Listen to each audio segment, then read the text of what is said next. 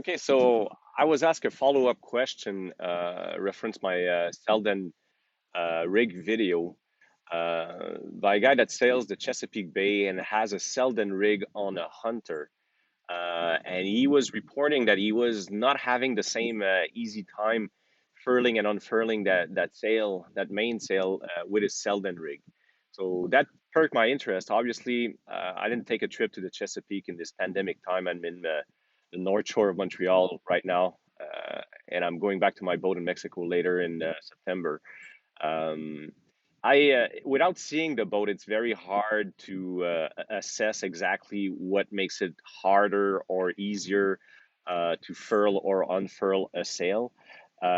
It can be a number of things. Like through our discussion, I discovered the guy had vertical battens in on his rig, so maybe the vertical battens create some kind of a bump in the sail, which if you're on a broad reach, for example, and you're trying to furl the sail in, which I do every day with my rig without having any problem. Now, if you have that bump in your sail, it might make it hard for the sail to actually slide into the mast slot. So that's obviously something that I would try, just removing the battens and see how much easier or tougher or what difference it makes in operating that rig.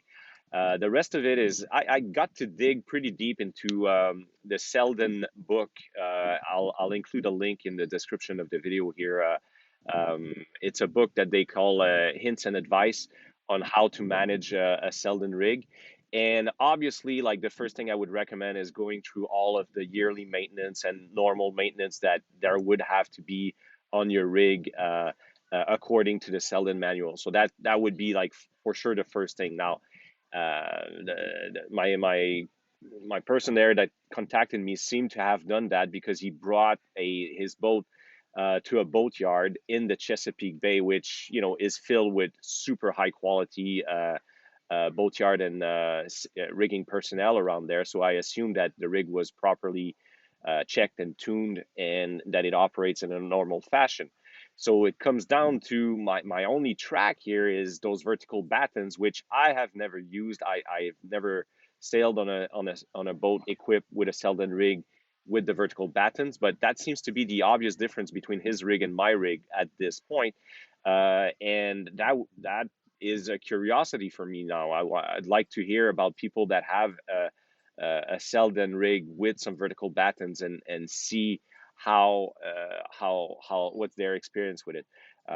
If I was on that boat, I would try it, and if I see any hint that those vertical battens are hindering the furling and unfurling process, then I would try to remove the vertical batten and see if that makes a difference. And I kind of bet it does. Like it kind of makes sense to me that that slight bump that the batten has on the sail, if you're trying to force that batten in the mast slot while it's under wind pressure, that could create some problem and force you to turn around and face the wind in order to unload that tension.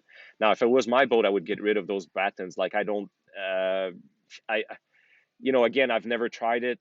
I just say that I'm able to maintain for cruising purposes. Now, understand it's a cruising boat, it's cruising purposes. I'll never raise this boat in any capacity. So I don't see the point of having battens at all. And I'm able to maintain my sail shape decently enough and maintain a stable sail profile decently enough with just proper sheet and boom vang tension and all the other adjustments that I have on the Selden rig. I'm just able to keep that sail steady, not flapping in the wind. So I kind of don't see why I would put some vertical battens on that rig.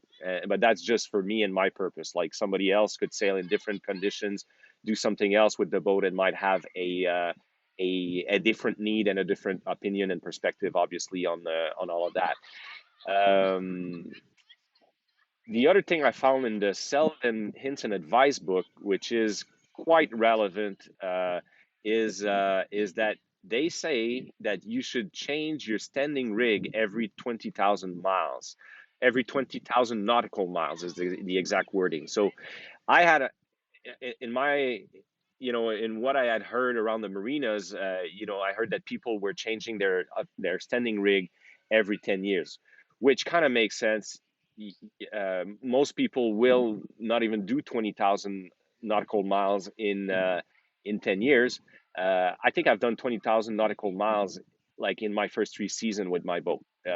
So my standing rig had been long overdue, and I actually had an intermediate stay that failed on me last year.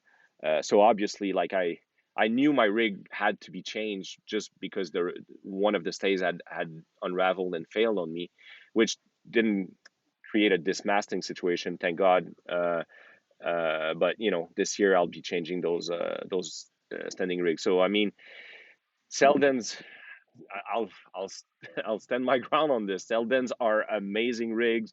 They're great and they function well. You can rig them in any different kind of way. So somebody likes to have their vertical battens. It's up to them to have them.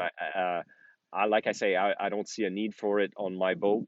And the outcome when you use it the way I use it is a beautifully performing rig, super sturdy.